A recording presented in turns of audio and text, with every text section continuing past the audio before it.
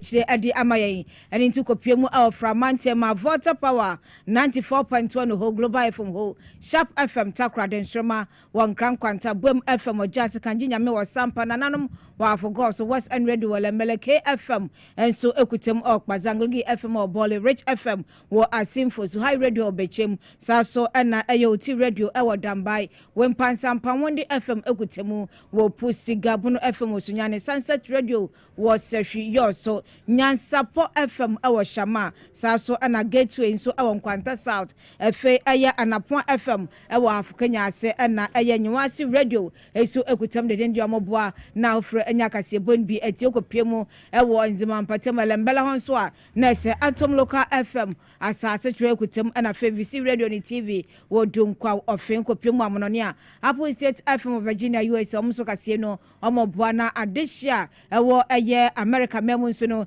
enya bi etie dash radio wotile adamfapa ewo UK OPD wo UK Loud Silence Television enso ewo eye America memu efe online tie yen ewo eye Radio SM online tuning eye power 979 mysyzonline.com ensem nyina ekruchire ediegu adua obenye bi akenkan Facebook no so brana wode wadwe nchiraba no wa share na comment no wode aka ho ediama eye Power FM 91 chese wo so betimi na chese wode eye nsem no afọ TV SYZ 93.1 se no so no na watie bi ewo Facebook no so edema TV SYZ no me pacho ni nyina wo Facebook adua na watie nsem no edema YouTube no SYZ Broadcast Unlimited na wode wadwe nchiraba wo multi big boss no so betimi etie yen awiabre Power FM and Fay Radio XYZ Information Centers awudo ebre eso Kasiebo ma omokitemo ato apete adu akire de amanansim de brem ne de akotene omuno ebi enese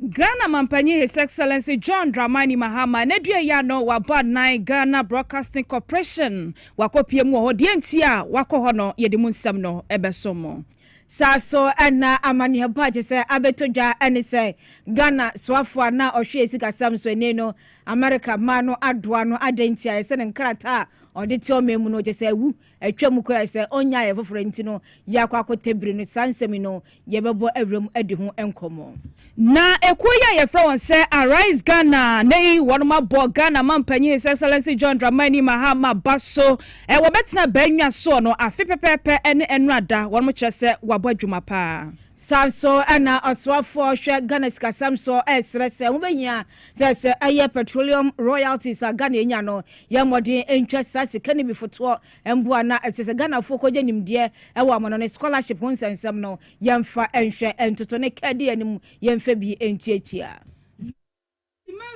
for said to Tosumie no or diato amrado Emma Bank of Ghana and him interest rate yeah a month for eba bobesia ya na eda so no obesrada se obetimi ateso ediamayen Saso na Bank of Ghana edin sembi atudwa ewo Ghana sika samne ntoto ye honsam so obete ewo Kasiebo yi emu Adeshima mansam no edoso pa fofroka we mu ho awia ya bone beded be so say ye prem to Kasiebo TV XYZ so en wachi no power 97.9 FM Radio XYZ so utie bi enwumako bi adama wo mo na so yase na de Kasiebo yi ebesomo awia ya fast da Emma X natural mineral water insukro James baba page se nei ebua na opensuo anoma ho beto na obobeto yempa dia na se X natural mineral water ni bi na mekamfo adia bo modern se bia wo bia no bepa kire kwan woton a waton nsuo pa adia mankrofo pe bi nso anom unu fi pamfo nso amepa choko Melcom shop bia ebe obenye bia to ho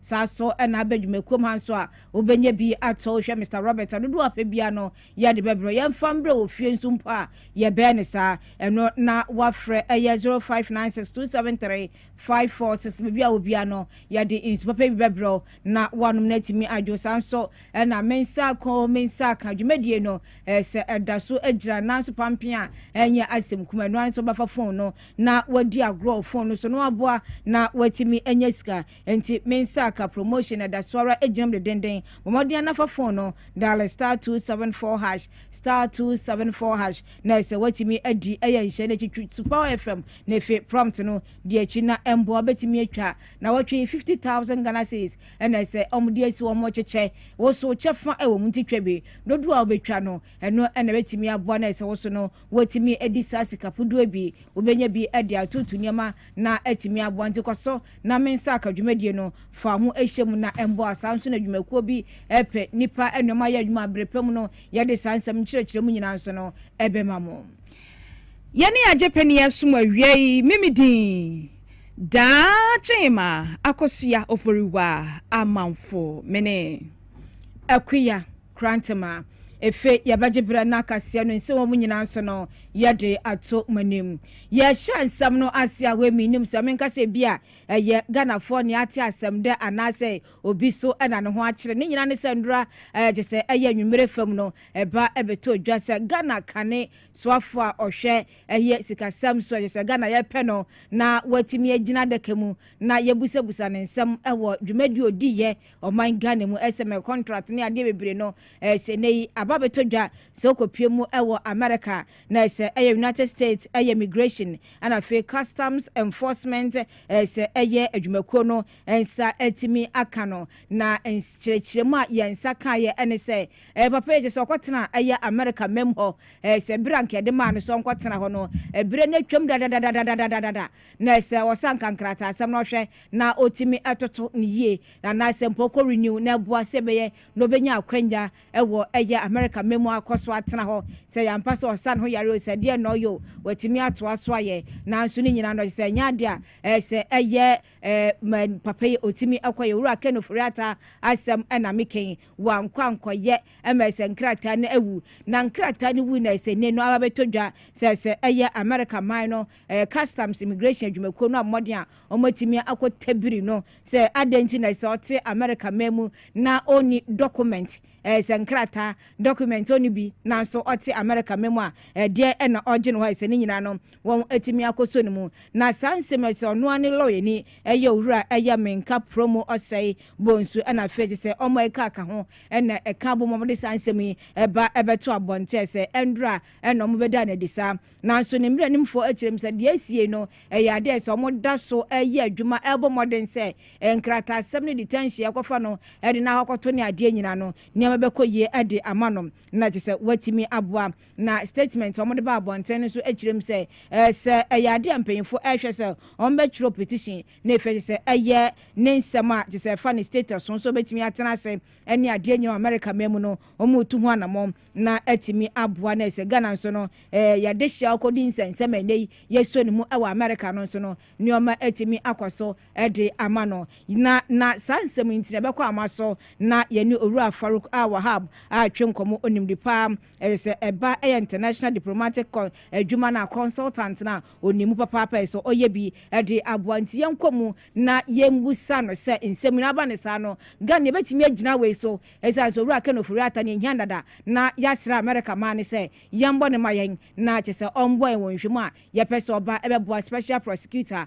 emanu yenana owura Faruk mpacho so otemenka memo ha emo akwaba ba TVS YZ ne Power FM so mpacho mejimuso mo de say nyame adua wo yepa yo afenko mesan ye ho yo na edi abani nkomoi owura keno Ofori-Atta nsem abeyi ye busa sesa ne nkrata ewuwo ho na America manu esonimu a Ghana edie anamon betimi afa se bia sa be die yate asem de ntie betu anamon na omode na bre ye wo Ghana na yatimi ahye ne hwehwemu a OSP epeso ye wo ne nsem ho no watimi ahye ase Manager Chief.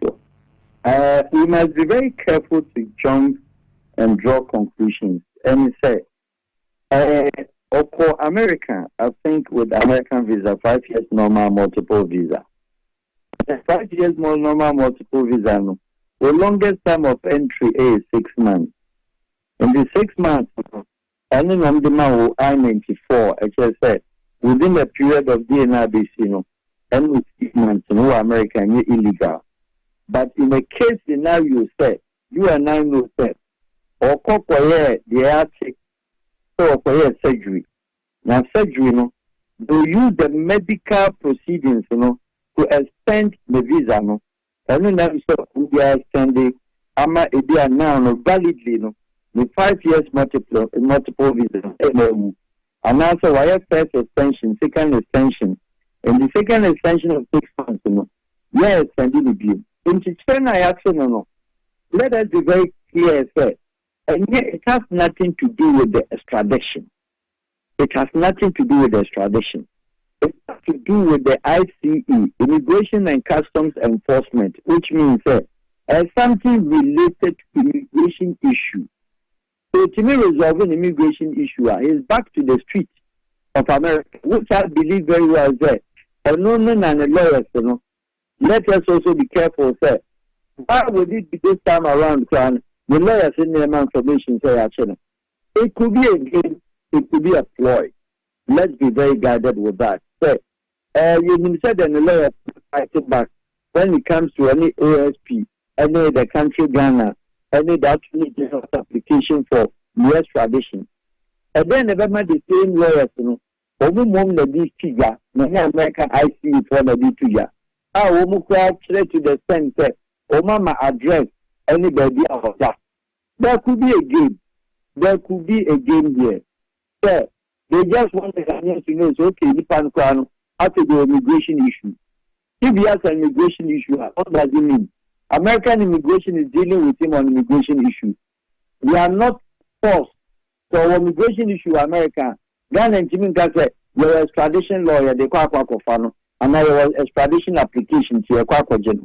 And today could be a desperate attempt. Our known lawyers in America, and don't forget, those lawyers, they are the crack American lawyers, or the Kofa woman. And they could push the agenda of an immigration instead of the push for extradition by Ghana. And in this case, the U.S. government is holding him over immigration issues. What are they? One, now, go through the process of reapplication and answer, continue with his application for visa extension. Two, maybe another is an arrangement. Our BG investment resident permit to America. What does it mean? Investment resident permit to America?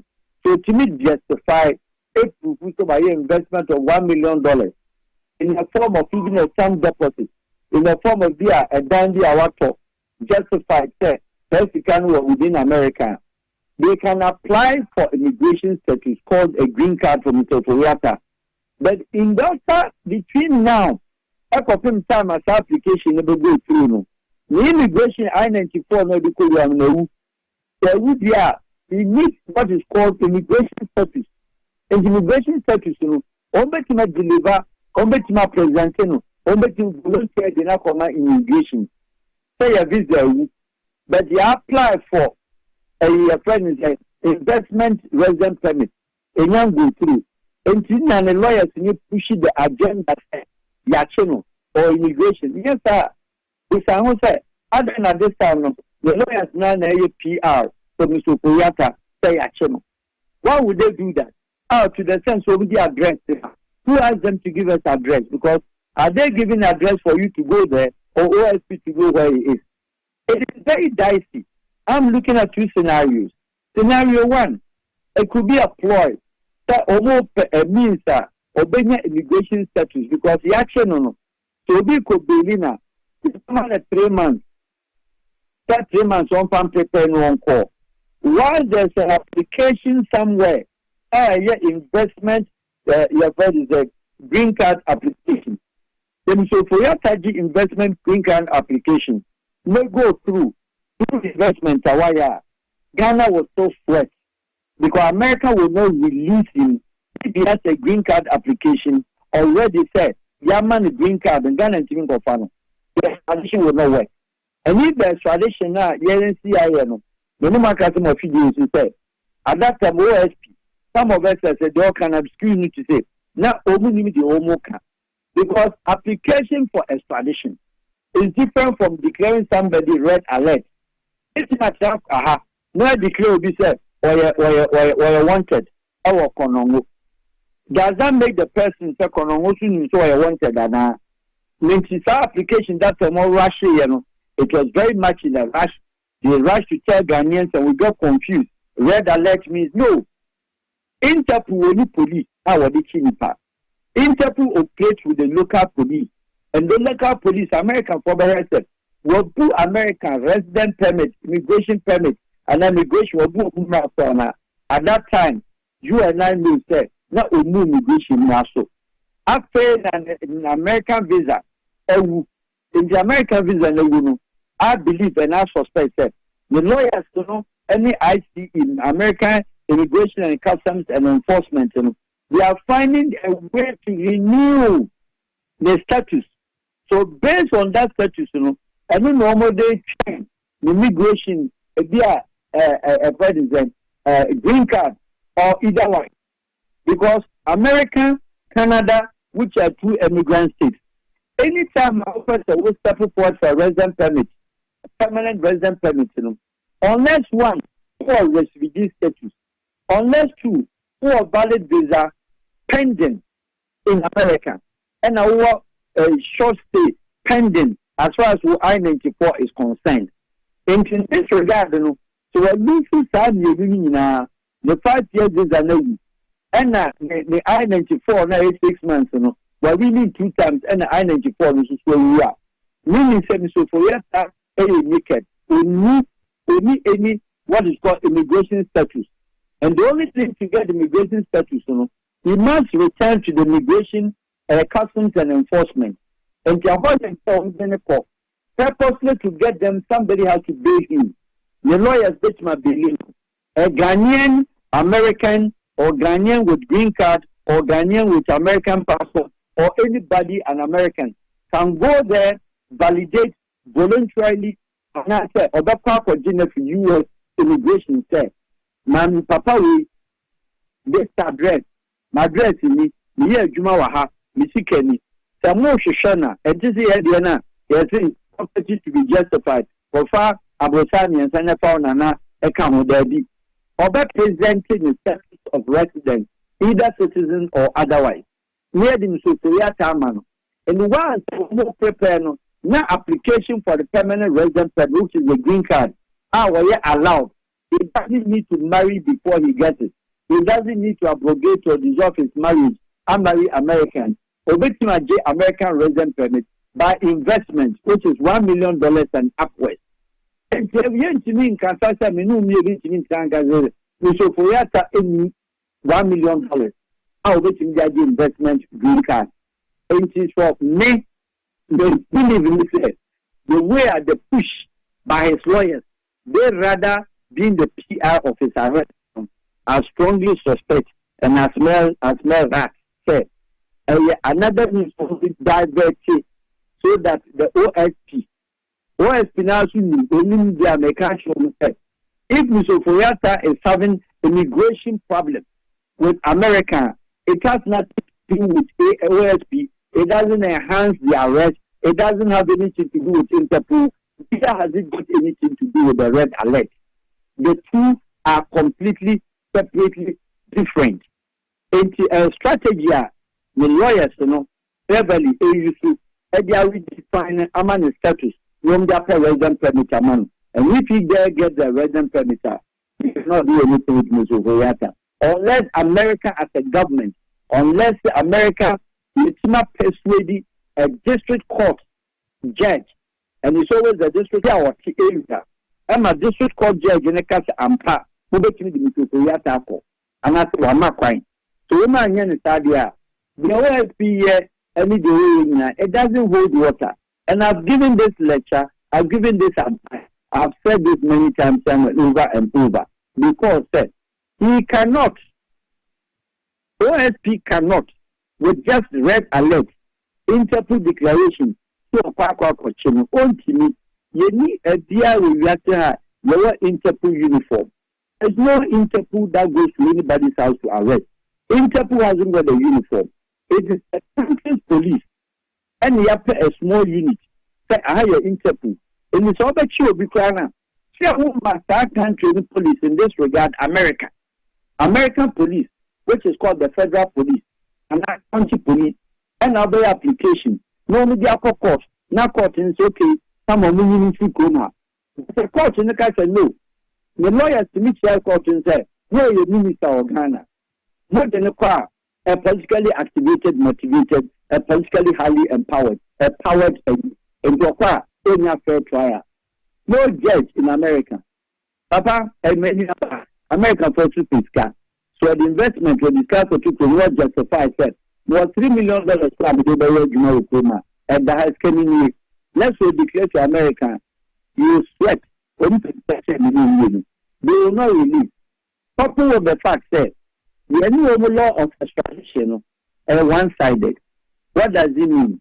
America no be extradite to do a ha. They walk in and take a person either softly or forcibly. But yes, you need to say a quack of will be a hole.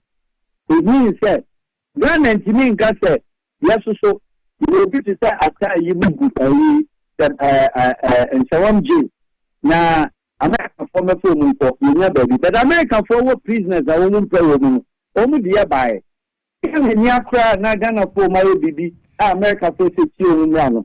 They were able to come to Ghana, they were able to go to Attorney General, they were able to go to Ghana court and make sure that Ghana court enforces our side, not the side, our side of the extradition. So I say, I do most of the promotion we had the Maum. But in Ghana for Omako American airport. They are said in Amtemaco. We are sentencing in the normal, regular jurisdiction of Ghana 10 years in absentia. Or no other place than America. They know where she is. Oma question is the no. Why? So I did green card home fanima. 2. So I investment to come home fanima. Okay. It's the public jubilation. And they talk about say action please water that expectation down. Okay. It is not the case. You. Mr. Farouk Yabada Span in Church Education, what they am I ever sign me at home. Nice at here for Penya and Nika say, you know, you be on the Papa International Diplomatic Air Consultant, consultancy, or just only Muankasa, watching the Yajunanis and Kayana be the SCNO, Gandhi betting me out room, Nandianka Yakwajia de Shea Edia Banan, so I said the idea. Nice, oh, a year green card nibidia and the lie. And yeah, no, I don't know. Nana na kuntunkunko waka America memo. Enti ahonsam na yaje ademamu. Adeshima ma yanto prem to breka se bonu so na yenko ye nim yanyina nim sam dada se enrada eni afe pepepe ya Ghana mampanyi His Excellency John Dramani Mahama wo man Ghana nyina no ye no esi abanwa kese so emane so akofuna mu swai ye se wo man Ghana ye mampanyi eti na frish ya da no enra ye de hye so e wo man mu ana akoye ni jesam sorry ahodo nkoku ahodo nyina da ebeka bo mu a ye da atwedi amponyankropon ase won pempe so a wode aban aba abedro na Say no amanebo abeto dwachem say Ghana mampanyi His Excellency John Dramani Mahama wabonan akwa kopie mu ewo aban kasamfoni kese ye wo man Ghana mu eye GBC Ghana Broadcasting Corporation ya wenu eye working visitor wode akwa kopie mu hodoma woni adwumayfo eni mpanifo ya wom eda kasamfoni no ano ekwakodi ehyiamu na enkomodie ni kitawudi ahodo atimi akoso yenyina de hyebehye ne so aka ya fie twam no ene demonstration na sempo no woyecha ahodo bi atimi so ewo GBC honomo na chese omo ka omo nsembebre hawo ni amane ya omo enamu ewo adwumako no emo akoye aban kasamfoni sa no de nsase ye toto nase na ye jejai no kra ema ne ema agensrepe ewo honomo ti na ino wampanya kopie mu honomo a woni panifo ekwakosi nkonya na omo ekodi nkomo eno achi no aban da ubo ahodo ye wo mamu bi se graphic communication ho nyina no mampanyi edenani ebekire mu honomo na enkomodi ahodo atimi akoso ewo honomo ebre ni manase ya Kasiebo ahodo emu no de ekoto odwa wo bia nsama ahodo amampanyini edi koto odwa ni nkitawodi ahodo a ekoso ho nyina no ye de beba abesomo yanto aso na yambra eye umasua ensemu yakọ umasua mu na ese ne no Ghana fo anim se to de bia aba no je se otwa sika boten ade boa se Ghana fo asabi enim bi je se omunim ade nanso awofo nsem ni bi ni ade ti se timi bom chidom ema omukọ amono no kosua ade bi kura na se Ghana ya no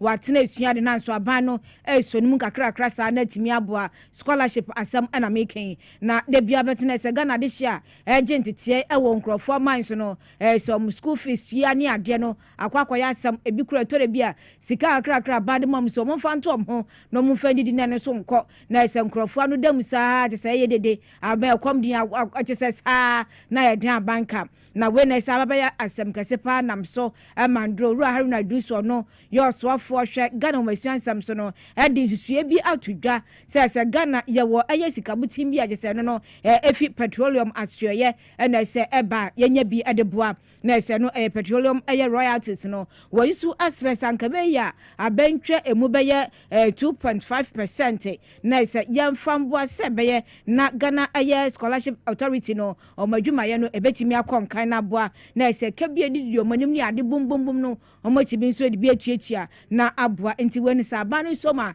ebetimi aboa ne de bia se Ghana ye dindan krofo amanso ye de ka scholarship hunsansam enkoyie no ne nyina no atimi asiwa no nsema owura ahwe na iduso editu dwa no ebi enie debt of about 834 million Ghana cedis. That's why I strongly was pushing for earmark funding for the Ghana Scholarship Authority. Unsuccessful as I was, I'm sure I'll be back to it some other day, but my argument strongly was that we should dedicate 2.5% of our petroleum royalty revenue to the development of human capital and dedicate it to the Scholarship Authority. Indeed, if we observe your performance over a year, my thought, which I'll share with the President subsequently, would have been to collapse the Ghana Student Loan Trust Fund into the Scholarship Authority and establish a Ghana Scholarship and Bursaries Authority. Ora na drusu ena yetininkin. Ekuai from say Arise Ghana one more afrens emtrofo nhemudie enrada eden saba hodo to Ghana wedie na ya baso bodie mu odru eno omode akwama Ghana mampanye His Excellency John Dramani Mahama ene na aban ye ndisi aban se wo betena abanwa so afi pepepe nie no wode toto nsane ne adwuma aban ya bɔ no enyasem kuma esan se ye nyobi man betena abanwa so emfrihia nwotwe ye hu adwuma papa bia ye obeye ede bo my Ghana na no no mo kyesa aban abode ho mode na emom no womo wonsemfu ahodo bia wom pese wom de to aban anim se ne be ya ebri kwa anim no wom betimi ahyemu kina ede aman wom kyese fo magudie tuo kwampone ekoso Ghana ha sei no wom se aban no ebo ne homodene ewo kwan bebre so de na so ebredu se aban no ehyemu kina ede emayen eno achi kra no mpanifu ahodo bia wom abedu oman Ghana bredu oman Ghana sika ebia ne yewrake no Ofori-Atta de ya ye kan no enimani ya ewo sanhyehyɛ bia de gu akwamo na ye twene ba na yetimi de no efa kwan so no empanifo enye de sa ko convener e de ma Arise Ghana yewra Derek Ejay and wojina simpie so e de nsami etudwa.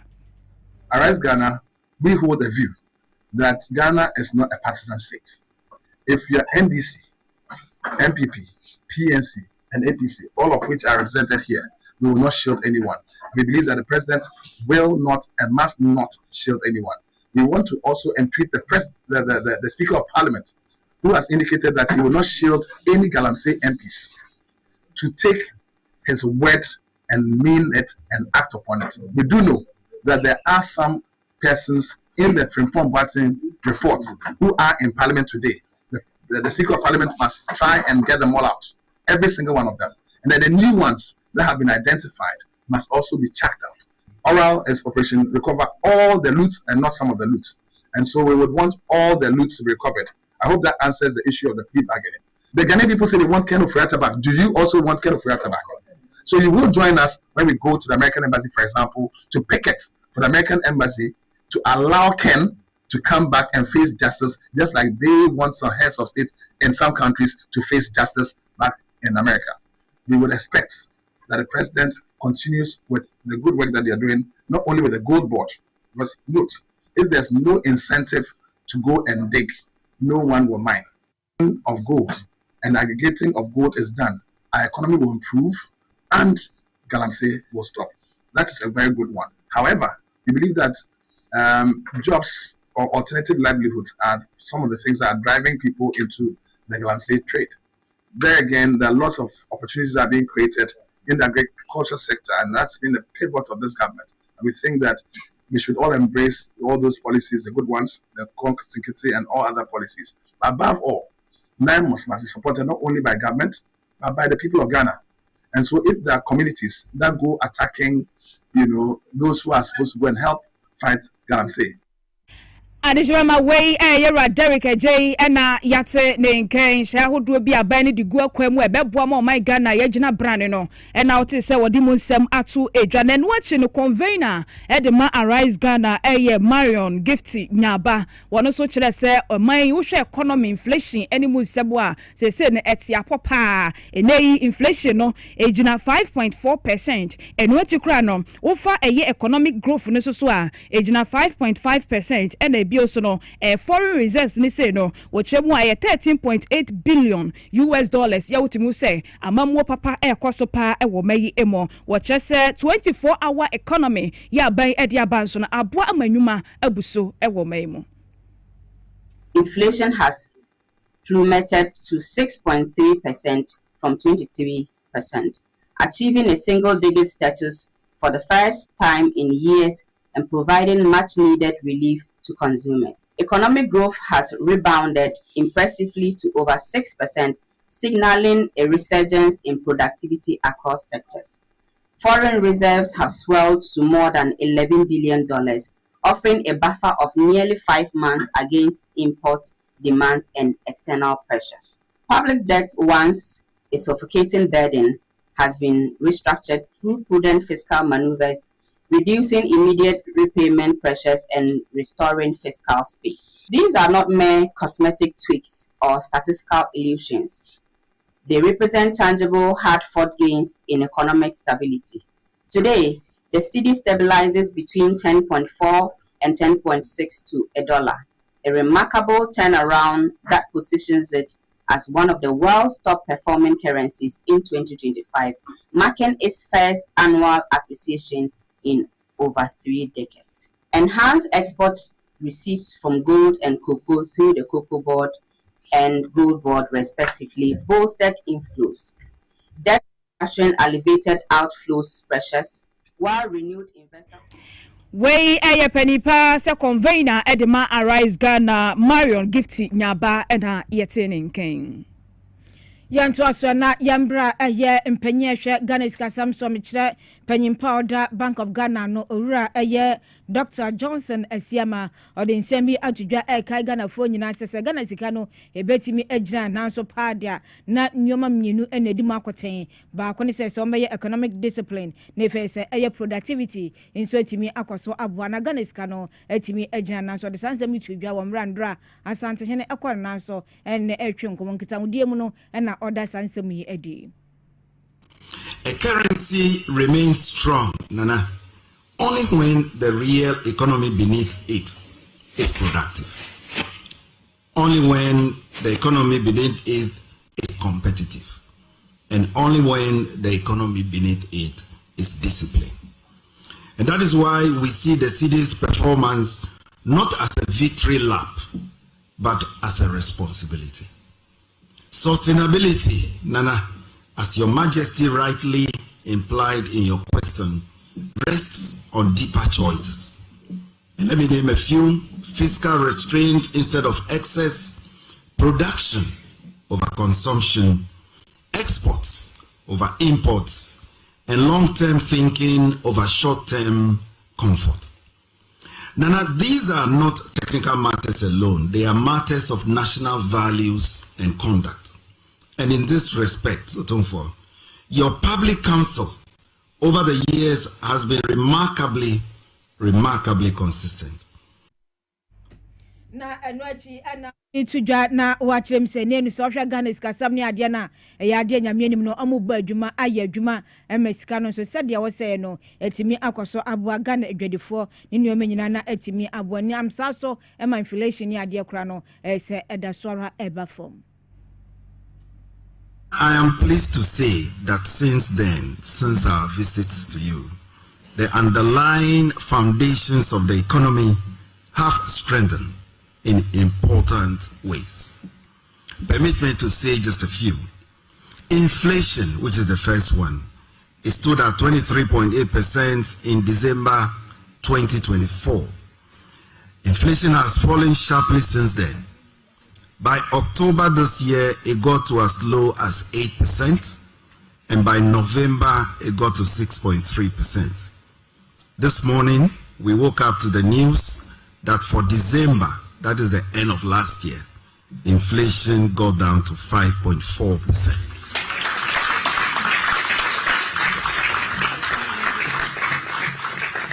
Now, I must say that this trend reflected the broad-based disinflation process across both food and non-food items. Owura Johnson Asiama ene ena yeti. Na enwachi no asantimawura ye otumfo setutu otosumienu wono so ekasai editu dwade adesrade ekoma Bank of Ghana governor Esra Senei Ghana ha yetie obi ko bank bisika krabia bi se okwakobobosi a eya na interest edaso no nsihu no edoso dodo ebetimi aboabo no a nipa no entimi ntua na akoye atwamena na se eka ababeda ho obesre se no so wombehwe no ma bibi ede afa ho. The unavoidable attention being paid to the city does not mean we are relegating the second mandate of the bank, which has to do with interest rates, to the back burner. I noticed that interest rates too have begun coming down, but from past experience, we are going to find ways of accelerating the pace. Sure. Let me be as blunt as I can. No amount of investment by government on its own can scratch the surface of what we need to give ourselves a sound economy. Sure. Nor can we expect in this era of international discord to rely on foreign investments of any significance. This moment calls for a massive push to stimulate domestic private investment in industry. That cannot happen with interest at their current cutthroat rate and level. The challenge I leave with your creative brains is to fashion how you move the economy from the crippling high interest regime to the level where it becomes a stimulant of business and wealth creation. Sure. The second issue I wish to touch on it is the bank of the public in the public sphere. Wasai etwa so ede afutu emu odru eko ema Bank of Ghana kire se wo mujumadi omudie no wo mu ye content kro mu gina mfinfini won hwe se won fa wo ho emforefore amanyonsem e wo maimu. This is a unique institution with a mandate that ultimately affects every citizen of the land. Ideally, this citadel should be a fortress, insulated from the strings and arrows of political warfare. Whatever it is, we should think twice before we do anything which has the capacity to cast a stain on the integrity of the bank. Sure. I will appeal to the nation, to both sides of the political divide, to give the governor, my son, and his team a chance. Give them the respect and the space to perform their professional duties. Support them along the right path and offer counsel as necessary for the good of the bank. Sure. This is our bank we have entrusted to them. It is our lives we have placed in their hands. If they fail, we risk collapse. Sure. If they succeed, we walk in wealth and glory. Thank you, my son, Governor. Sure. And thank you, the deputies and the management board. Thank you also for the MPC and the executive. Sure. Thank you, management and staff. May we be showered with the blessings of peace, prosperity, wealth, and happiness to the glory of God and Mother Ghana. Adeshmama wey eye asante hini otumfo se tutu ababi otosumie no na yatene nkan. Na yebegina no so na yahwe ho tema ye ba na nsema aka no ye de atoa so ababo.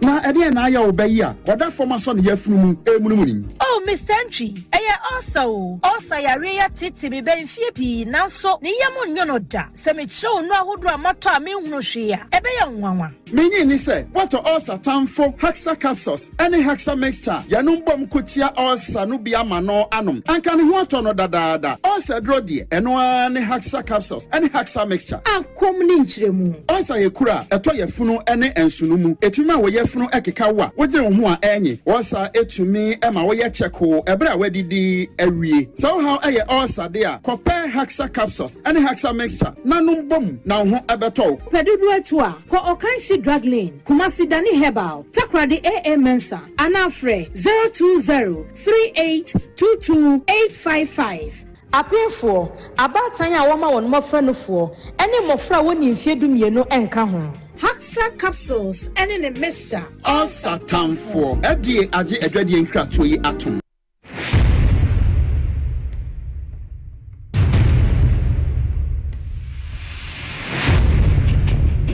The average human body mass should have at least 60% water for optimal performance in any physical or mental exercise. We can help you maintain it naturally.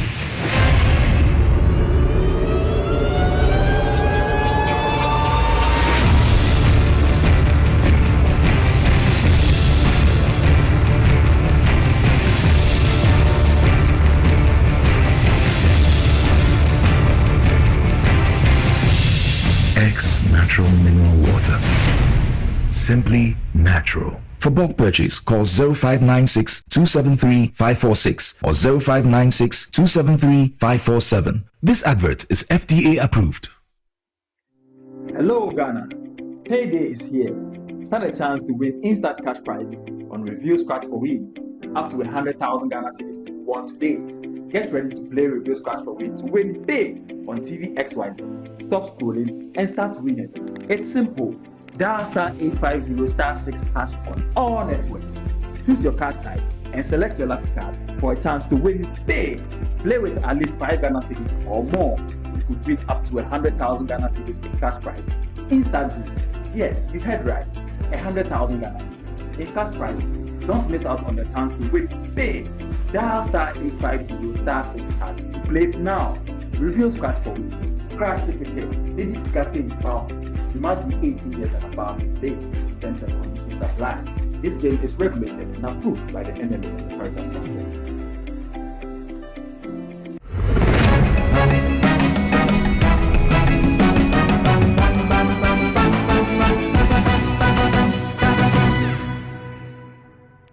Yadaba asem akwaba asem twen na yakwaje aboafo nkrato ye to ansem ne so na yembonwurem ewo eye awutu jei krodua mansenu emu amane ba yensa akane sa posifo kwacha brante kwa bia senidin die mprempre no omanfa ntojo no mkwache no ewo eye awutu yamo a enkwanta ese no so awutu senya mansenu emu ewo mfimfi mantemu na brante ne boni a wadi ene se onu ankasa te se ne kanchima ne mpana watimi ede broge awuba bra awuraitim aje ne kra adiafi ne nsam na amane boni nchirechire mansa kan ene se se abrante no mo afilifie ekoda ne girl no enchen na eho ana sa arewa semi no esiye wo mra abrante ne yesi opel se anka bia one ne mpra no baby bi na ese obia ni so da bi wabre se ne ho mfa no ntimi ye eno ene kofa sa mentime ho asi eba ya abrante ede broge ede bubo ni tima no akikura se na se wodi kan kura twitwa ne dada ansa ode brog no esan so papa ne ti ho ede ama na emeka se wura no atu na nanom na aposifo nso aye adwuma omatimi akwachi abrante na nsem yimu no na se eye ohene a owo eye yamo nkwanta enso ene nsem twrofo atwe nkomo na eye nan achene achampon kuma nsem ode tudwa no ye wakọ na yakotie nsem no ebi fakofo no bai ema omo ba sin no omba ampa na guy bi wa ba girlfriend ho na kasakasa asi wo twitwa girl no asane blog abo girl no so na wakum girl no nti anadwo na umpeka mo be fa body no Erico police headquarters nti no kure na de kakra futu akra mama mrante maba wa maba no say ya mo ankwanta ye mpetutwa asem ho ye mpe o haw ya mo ankwanta ekura ehodwo nti wo animu a odi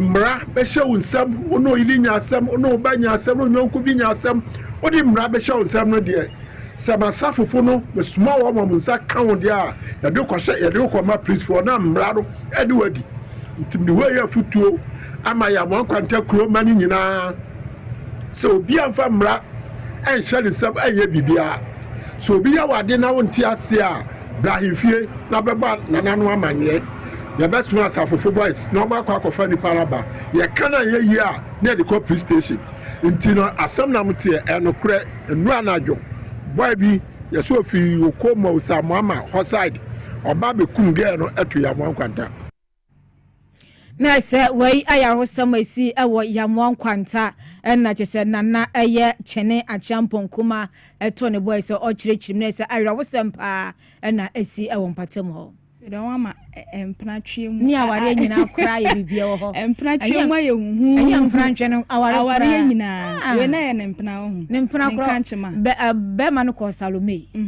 ekodo oba no ho na obi nim ne esi ya watimi edi enya blocks abubo ni tirimo akuno di anko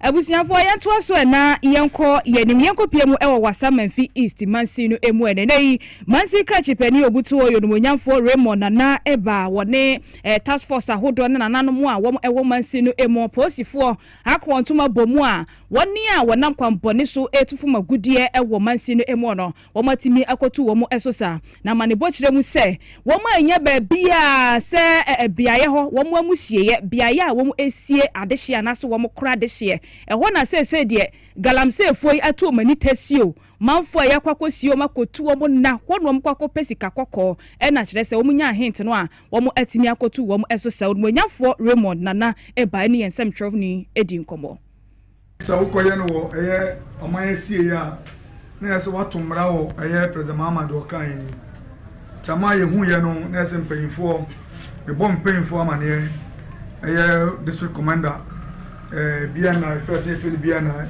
and FNNIB assembly members nananum enyina me kwame tumi ba nadmo coordinator director and so ha the coordinating director ewa na assembly hia pa yi anu tina ye to the whole Manfi nya abahanmu esan say saban no te say ye tu oman esi ye de galamse a na assembly ye de pa yi tinana yeti ani antan so kra na no pai esi yetimi eba na ebesi oman no ye hia nananom wei ayo no nyamfo Raymond nana eba na yatene nke wono na Mansi krachi pani Wasamanfi East no no ti cemetery amusieye na sese de adehye bia bawura yes rest in peace e said ye rest and suffer e san say ye kwakosie wo no ye ba betu amu no abepesika kokko ene so omunya hint no a wo matimi akoto o mafo no asesei asemo galamse fefe de mo di mo sachira na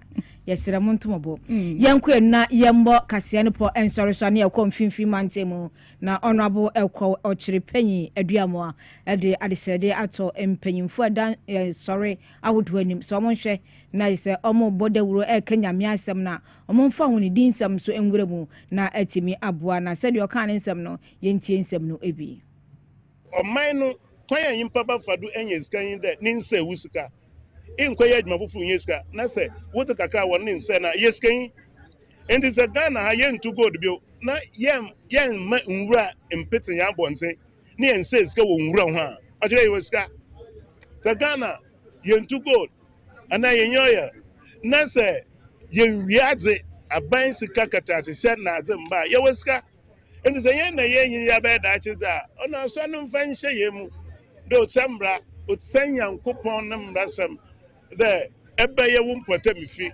ebogwa fefefe na tata bola nwura na kwasa asodem na akọba afọ ewura zorenje na se eye opanyimpo no ohwe mfimfi mantam no so na yeti se hu aye fi sabio na de wura so dem akọbọ mpai tese nyame no ebi kura ne wantie nti anu ye futu a ode emaye nyina Area adishima ma ye jina weso na premtobra Kasiebo edebe somo TVXYZ so and watching the power 97.9 FM Radio XYZ 93.1 so no ye de nyina si Muhammad mo comment no eba ye wo Facebook no eso no madama ye da masepa na ye de aseda ma ye news team no elo poku ene di ani mu Fred Green Majori na nadwo akwachewa wonyina yo mafom de eboa mapo machiche kunum and watching no ba MC anso so director no ye Ralph Peter Cranton na Nakisi Biosu Emmanuel Nete won mu nyina ebo adwuma ewo MC Raf ye Abbas won so ebo adwuma pa na wo ba camera so a